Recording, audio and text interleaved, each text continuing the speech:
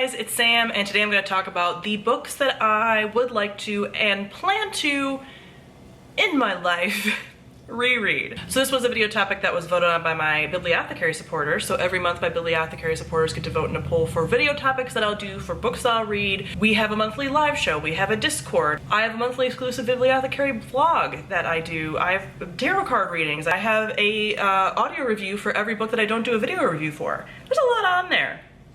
It's fun. But this is the topic they voted on, so this is what I'm going to be doing. I also have a couple other topics that they also really wanted to see. So they're kind of getting like a 2 or 3 for 1 deal. But this is a video topic I wanted to do because I don't reread books very frequently. A couple of these, well, one of these on here I have reread, but that is a miracle because I am not a frequent rereader. Even of all the books on my favorite shelf, I don't reread them very often. I don't reread like at all. A lot of times I'm only rereading books in a series like before the next book comes out. I don't reread the whole thing. I'm even someone that like back when everyone was rereading Harry Potter all the time, like as children, I mean everyone, I feel like every reader says, I just reread Harry Potter over and over and over again.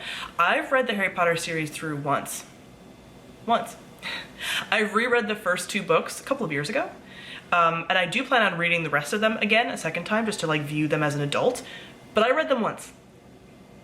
I know. So rereading books at all is like kind of a miracle and a feat for me. So let's get into the books that I am interested in doing that with, that I'm interested in giving my time to again. The first one is very obvious and is the one on here that I have already reread, and that is The Night Circus by Erin Morgenstern. This is my flashy, beautiful special edition copy. This also applies to The Starless Sea by Erin Morgenstern, which I do plan on rereading as well. But The Night Circus is like a gold standard, one that I will always want to go back to. That is one that I reread on audio, but that I do plan on reading the next time on physical copy again. And yes, a lot of these are going to be favorites, but that's kind of the nature of books that you want to reread. The next book I'd like to reread is Uprooted by Naomi Novik. This is one of the first of the long-standing favorites that I ever read from BookTube, and this is one that I haven't reread kind of out of like, I really want to reread it and I always think about rereading it, especially in like the fall, but I'm always afraid that it's not going to hold up to like how it feels in my heart. You know, typically when I do reread a book, it does hold up, but I think one of the reasons I don't reread that often is because of my fear of it not holding up. So I hope that this does, because I do plan on rereading it. Maybe like this fall? I don't know. I'm not going to put any kind of like when I'm going to reread these because who knows. Then we have The Winter of the Witch by Catherine Arden. This is the final book in the Winter Night trilogy, and I do plan on when I reread these to just reread this final book because it is so perfect that I know if I read the first 2 again, which I might at some point in my life, but like if I want to reread this book, I'm just going to reread this book because I know the context. It's so great. It's such a good culmination of everything, and I just love it.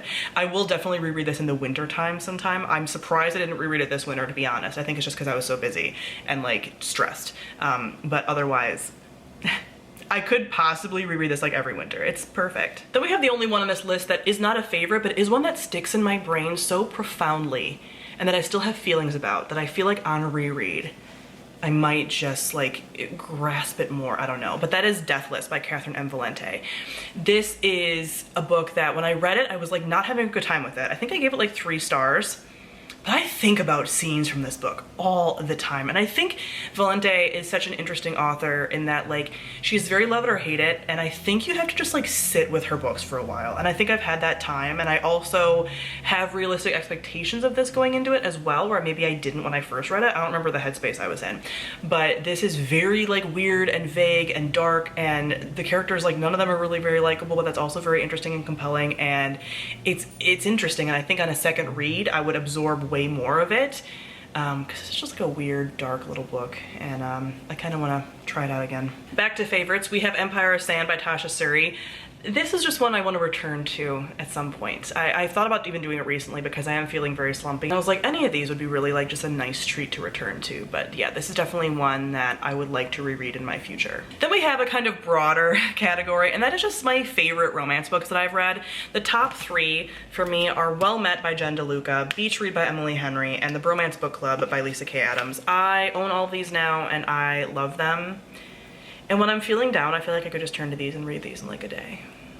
So I fully intend to do this. And reading a romance book again is so easy to do because you can just like binge read them in a way that some of these denser fantasies, it's like, oh, I don't have a lot of time and I want to read new books, so how can I go back to old books? That's what my brain does. I'm not saying that your brain should do that or that that's the way to react, but that's what my brain does. So these books are just like, oh, well, I can take like a day and read those and enjoy my time. So I think I have a higher likelihood of reading these sooner, rereading them more than any of the other books on this list. And lastly, we have two rereads that I've been meaning to do for so long and I keep putting them off, and that is Lyriel and A Porson by Garth Nix. This is the second and third book in the A Porson trilogy, which is one of my favorite series since high school. I have reread Sabriel, which is the first book in the series. I've read that since, again. But these two I have not, and I love this series. It's about like people have the ability to go between life and death and like find the dead and all this stuff that I love. And that's when I first realized that I love that trope so much. So I want to reread these because I know they hold up, and I just haven't read them since I think I was like maybe a sophomore or junior in high school. It's been a long time. So I would like to reread these and see, you know, how I feel about them now and what I notice now as an adult that I might not have noticed as a child. So that is it. Those are all the books that I really want to reread, and I feel like I will. There are other books on the list that I was like, you know, vaguely I would like to reread them, but like, will I? These are all books that I can confidently say I will reread at some point. So comment down below, let me know about some books that you plan on rereading. Let me know if you are a rereader or if you don't tend to do it like me. Thank you all for watching, and I'll see all of you guys soon. Bye.